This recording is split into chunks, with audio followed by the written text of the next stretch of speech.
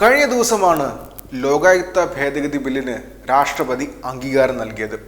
നമ്മുടെ സംസ്ഥാനത്ത് ഗവർണർ ആരിഫ് മുഹമ്മദ് ഖാൻ ഏറെക്കാലം പിടിച്ചുവെച്ച ബില്ലായിരുന്നു ലോകായുക്ത ഭേദഗതി ബില്ല്. അതിനുശേഷം പിന്നെ സംസ്ഥാന സർക്കാർ സുപ്രീം കോടതിയിൽ പോയതിനു ശേഷമാണ്, സുപ്രീം കോടതിയിൽ നിന്ന് ഒരു കിഴുക്ക് കിട്ടുമെന്ന് അറിഞ്ഞതിന് ശേഷമാണ് ആ ബില്ലുകൾ സംസ്ഥാനത്ത് ഗവർണർ രാഷ്ട്രപതിക്ക് അയക്കുന്നത്.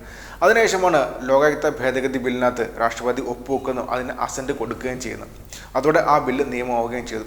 അത് ഗവർണർക്ക് കിട്ടിയ ഏറ്റവും വലിയ തിരിച്ചടികളിൽ ഒന്നായിരുന്നു. അത് ഗവർണർ ഏറെക്കാലം പിടിച്ചു വെച്ച ബില്ല് അത് രാഷ്ട്രപതി പെട്ടെന്ന് തന്നെ ഒപ്പിട്ട് അയക്കുക എന്ന് പറഞ്ഞാൽ ഗവർണർക്ക് ഏറെ തിരിച്ചടി കിട്ടുന്ന കാര്യമായിരുന്നു. ആ തിരിച്ചടി തിരിച്ച് കയറാൻ വേണ്ടിയാണ് ഗവർണർ വേറൊരു കാര്യം ചെയ്തത്. അതെന്ന് വെച്ചാൽ ഇതിനൊപ്പം തന്നെ അയച്ച മറ്റു 3 ബില്ലുകൾ രാഷ്ട്രപതി പിടിച്ചു വെച്ചിരിക്കുകയായിരുന്നു. അത് കൂടുതൽ പഠിക്കണമെന്ന് പറഞ്ഞാൽ അത് വിത്ത്ഹോൾഡ് ചെയ്തിരിക്കുകയായിരുന്നു, തള്ളിയിട്ടില്ല, തടഞ്ഞു വെച്ചിരിക്കുകയായിരുന്നു. എന്നാൽ ആ തടഞ്ഞു വെച്ചിരിക്കുന്ന കാര്യം ജനങ്ങൾ അറിഞ്ഞത് സാധാരണ രീതിയിലല്ല. അത് ഗവർണർ പുറത്തിറക്കിയ ഒരു പത്രക്കുറിപ്പിലൂടെയാണ്, രാജ്ഭവൻ പുറത്തിറക്കിയ ഒരു പത്രക്കുറിപ്പിലൂടെയാണ് അവരെല്ലാവരും അറിഞ്ഞത്. ആ ചെയ്തത് അനുചിതമാണ്, അങ്ങനെ ചെയ്യാൻ പാടില്ലെന്ന് പറഞ്ഞിരിക്കുകയാണ് ലോക്സഭ മുൻ സെക്രട്ടറി ജനറലായിരുന്ന PDT ആചാരി. ഇത്തരം നിയമവശങ്ങളെക്കുറിച്ച്, സാങ്കേതികമായിട്ടുള്ള ഭരണഘടനാ പ്രശ്നങ്ങളെക്കുറിച്ചും കൃത്യമായ വിവരമുള്ള വ്യക്തിയാണ് ലോക്സഭ മുൻ സെക്രട്ടറി ജനറലായിട്ടുള്ള PDT ആചാരി. അദ്ദേഹം പറഞ്ഞിരിക്കുകയാണ് ഗവർണർ ചെയ്തിരിക്കുന്ന ഈ പരിപാടി അനുചിതമാണ് എന്ന് വെച്ചിട്ട് പത്രക്കുറിപ്പിലൂടെ രാജ്ഭവനല്ല അറിയേണ്ടത്, ആദ്യമേ സംസ്ഥാന സർക്കാരാണ് അറിയേണ്ടത്, അല്ലാതെ ജനങ്ങളെ മാധ്യമങ്ങളെ അറിയിക്കുകയല്ല ചെയ്യേണ്ടതെന്ന് അദ്ദേഹം വ്യക്തം തന്നെ പറയുന്നുണ്ട്. മാത്രമല്ല ഇതിൻ്റെ ഭാഗമായിട്ട് ഇതിനെ വെച്ചുകൊണ്ട് തന്നെ സംസ്ഥാന സർക്കാരിന് ഈ കേസിൻ്റെ ഭാഗമായിട്ട് വീണ്ടും സുപ്രീം കോടതിയെ സമീപിക്കാമെന്നും PDT ആചാര്യ പറയുന്നുണ്ട്. എന്ന് വെച്ചാൽ തൻ്റെ ഷോ ഓഫ് കാണിക്കാൻ വേണ്ടി, തനിക്ക് കിട്ടിയ തിരിച്ചടി മറയ്ക്കാൻ വേണ്ടി ഒരു പ്രത്യേക സംഭവം ചെയ്ത രാജ്ഭവനും ഗവർണർക്കും വലിയൊരു തിരിച്ചടി ഇതിനൊപ്പം തന്നെ കിട്ടാൻ പോവുകയാണ് എന്നാണ് എടുത്ത് പറയേണ്ടിയിരിക്കുന്നത്. വെച്ചാൽ ഇപ്പോൾ ചെയ്ത പരിപാടി അവർക്ക് സത്യം പറഞ്ഞാൽ ബൂമറാങ്ങായിട്ട് തിരിച്ചെത്തിയിരിക്കുകയാണ്. അദ്ദേഹം പറഞ്ഞ വാക്കുകൾ ഇങ്ങനെയാണ്: ഗവർണറുടെ നടപടി അനുചിതം, സർക്കാരിന് സുപ്രീം കോടതിയെ സമീപിക്കാം. ബില്ലിനുള്ള അനുമതി രാഷ്ട്രപതി തടഞ്ഞുവെച്ച വിവരം ഗവർണർ വാർത്താക്കുറിപ്പിലൂടെ അറിയിക്കുന്നത് അനുചിതമാണ്. നിയമസഭ പാസാക്കിയ ബില്ല് സർക്കാരാണ് ഗവർണർക്ക് അയച്ചു നൽകുന്നത്. അപ്പോൾ അതിലുള്ള നടപടിയും സർക്കാരിനെയാണ് അറിയിക്കേണ്ടത്. സംസ്ഥാന സർക്കാരിന് നിയമനിർമ്മാണ അധികാരമുള്ള ബിൽ നിയമസഭ പാസാക്കി വിട്ടാൽ അനുമതി നൽകുകയാണ് ഗവർണർ ചെയ്യേണ്ടത്. ഇവിടെ അനുമതി നൽകാതെ കുറെ കാലം പിടിച്ചുവെച്ചു. സുപ്രീം കോടതി ഇടപെടുമെന്ന് കണ്ടപ്പോഴാണ് ബില്ലുകൾ രാഷ്ട്രപതിക്ക് വിട്ടത്.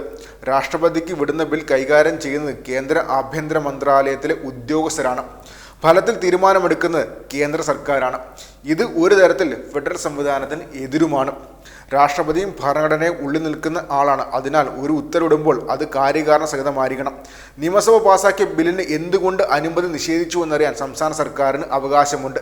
ഇക്കാര്യം ചൂണ്ടിക്കാട്ടി സർക്കാരിന് സുപ്രീം കോടതിയെ സമീപിക്കാവുന്നതാണ് അദ്ദേഹം പറഞ്ഞിട്ടുള്ളത്. എന്ന് വെച്ചാൽ ഗവർണർ ചെയ്തത് അനുചിതമാണ്, അങ്ങനെ ചെയ്യാൻ പാടില്ല, വ്യക്തമായിട്ട് കാര്യകാരണ സഹിതമാണ് അറിയിക്കാൻ വേണ്ടി. മാത്രമല്ല ഇപ്പോൾ രാഷ്ട്രപതി അയച്ച ബില്ല് കൈകാര്യം ചെയ്യുന്ന കേന്ദ്ര ആഭ്യന്തര മന്ത്രാലയത്തിലെ ഉദ്യോഗസ്ഥരാണ്. എന്ന് വെച്ചാൽ ടെക്നിക്കലി, സാങ്കേതികമായിട്ട് അത് കേന്ദ്ര സർക്കാർ തന്നെയാണ് കൈകാര്യം ചെയ്യുന്നത്. അതുകൊണ്ട് തന്നെ രാഷ്ട്രീയപരമായിട്ടുള്ള ഇടപെടൽ ഉണ്ടാകാനുള്ള സാധ്യതകൾ വളരെ കൂടുതലാണ് അത് ചൂണ്ടിക്കാട്ടുന്നത്. അതും കൂടി ചൂണ്ടിക്കാട്ടിക്കൊണ്ട് സുപ്രീം കോടതിയെ സമീപിക്കാനാവുന്നതാണ് സംസ്ഥാന സർക്കാരിന് ഇപ്പോൾ ഓൾറെഡി കൊടുത്ത കേസിൻ്റെ ഭാഗമായിട്ട് വീണ്ടും പോകാൻ പറ്റുന്നതാണ്. സുപ്രീം കോടതിയിൽ ഗവർണർക്കെതിരായിട്ട് പോകാൻ പറ്റുന്നതാണ് വ്യക്തമായി തന്നെ അദ്ദേഹം പറയുന്നുണ്ട്. എന്ന് വെച്ചാൽ നിയമത്തിൽ കൃത്യമായിട്ട് കാര്യങ്ങൾ പറയുന്നുണ്ട്.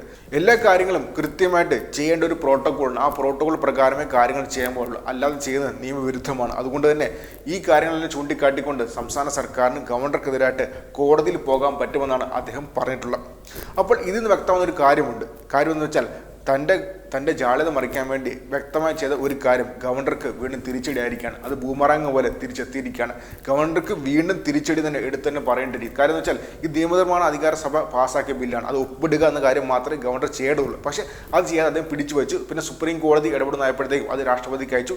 രാഷ്ട്രപതി അതിൽ ഒരു ബിൽ അസന്റ് രേഖപ്പെടുത്തുകയും ചെയ്തു, ഒരു ബില്ല് അയക്കുകയും ചെയ്തു. ബാക്കിയുള്ളത് തടഞ്ഞു വെച്ചിരിക്കുകയാണ്. എന്തിനാണെന്ന കാര്യം ഇതുവരെ പറഞ്ഞിട്ടില്ല. അതിനെ ചൂണ്ടിക്കാട്ടി സംസ്ഥാന സർക്കാരിന് സുപ്രീം കോടതിയെ സമീപിക്കാനാണ്. മാത്രമല്ല തടഞ്ഞു വെച്ച കാര്യം അറിയിക്കേണ്ട സംസ്ഥാന സർക്കാരാണ്. പക്ഷേ സംസ്ഥാന സർക്കാരിനെ അറിയിക്കാതെ പത്രക്കുറിപ്പ് ഇറക്കുക എന്ന് പറഞ്ഞാൽ അതും അനുചിതമാണ്. അതിനും ചൂണ്ടിക്കാട്ടിക്കൊണ്ട് സംസ്ഥാന സർക്കാരിന് കോടതിയെ സമീപിക്കാവുന്ന. മാത്രമല്ല ഇപ്പോൾ രാഷ്ട്രപതിക്ക് ഒരു ബില്ല് അയക്കുന്ന സമയത്ത് അത് കൃത്യമായിട്ട് അത് പഠിച്ച് ഇടപെടൽ നടത്തുന്നത് കേന്ദ്ര ആഭ്യന്തര മന്ത്രാലയത്തിലെ ഉദ്യോഗസ്ഥരാണ്. അപ്പോൾ കേന്ദ്ര സർക്കാരാണ് ടെക്നിക്കലി, സാങ്കേതികമായിട്ട് അതിൽ ഇടപെടുന്നത്. അതും ഭരണഘടനാ വിരുദ്ധമാണ്. മാത്രമല്ല അതിൻ്റെ ഭാഗമായിട്ടും സുപ്രീം കോടതിയെ സമീപിക്കാവുന്നതാണ്. അപ്പോൾ ടെക്നിക്കലി പറഞ്ഞു കഴിഞ്ഞാൽ ഗവർണർ കാണിച്ചിരിക്കുന്ന പരിപാടി സംസ്ഥാന സർക്കാരിന് അനുകൂലമായി മാറിയിരിക്കുകയാണ്. സുപ്രീം കോടതിയിൽ ഇനിയും സമീപിക്കാവുന്ന, കാര്യമായിട്ട് മുന്നോട്ട് പോകാൻ പറ്റുമെന്നും മാത്രമല്ല രാഷ്ട്രീയപരമായ ഇടപെടൽ ഉണ്ടാകുന്ന സാധ്യതകൾ കൂടുതലാണെന്നും അദ്ദേഹം പറയുന്നുണ്ട്. അപ്പോൾ സംസ്ഥാന സർക്കാരിന് അനുകൂലമായിട്ടാണ് ഇപ്പോൾ കാര്യങ്ങൾ വന്നിട്ടുള്ളത്. എന്ന് വെച്ചാൽ ഗവർണർക്ക് സത്യത്തിൽ തിരിച്ചടിയാണ് കിട്ടിയിട്ടുള്ളത്. നേരത്തെ ഗവർണർക്ക് അനുകൂലമായ കാര്യങ്ങൾ വന്നു. ഗവർണർക്കാണ് ഇപ്പോൾ മേൽക്കേ എന്ന് പറഞ്ഞ കാര്യം സത്യത്തിൽ ഗവർണർക്ക് തിരിച്ചടിയാണ്. ഗവർണറാണ് ഇപ്പോൾ പുറമോട്ട് പോകാൻ പോകുന്നത്. സംസ്ഥാന സർക്കാരിന് കോർട്ടിലേക്ക് ബോൾ എത്തിയിരിക്കുകയാണ് വീണ്ടും.